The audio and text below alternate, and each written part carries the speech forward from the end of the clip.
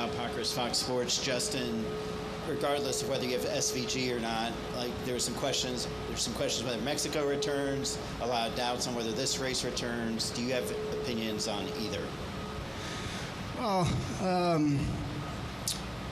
I mean, I think it's a, well, Mexico in particular, I think it's a great thing that this sport is going to other countries, because what we have here is such a unique form of racing. There's open wheel racing all around the world. There's sports car racing all around the world.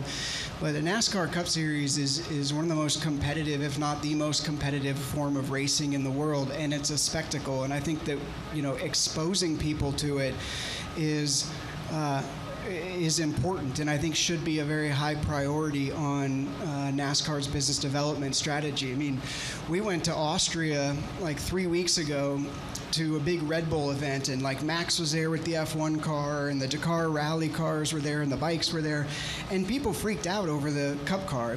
It sounded different than anything they'd ever heard before. It looked different than anything they'd ever heard before.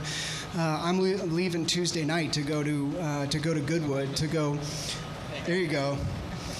I'm leaving on Thursday night to go to Goodwood and make a couple runs up the hill in the Cup car. So I think, I think it's incredibly important. I also think that in general, street races are something that this sport should commit to wherever it is, whether it's in Chicago or San Diego or wherever it is, because I've always been a fan of finding ways to take the product to the people. If you can take what we do and plop it right in the middle of a city so people can come see it that have never seen a race before, I think that can only be good for the sport. So I've got a soft place in my heart for road racing. It's what I did for 20 years. It's what I love.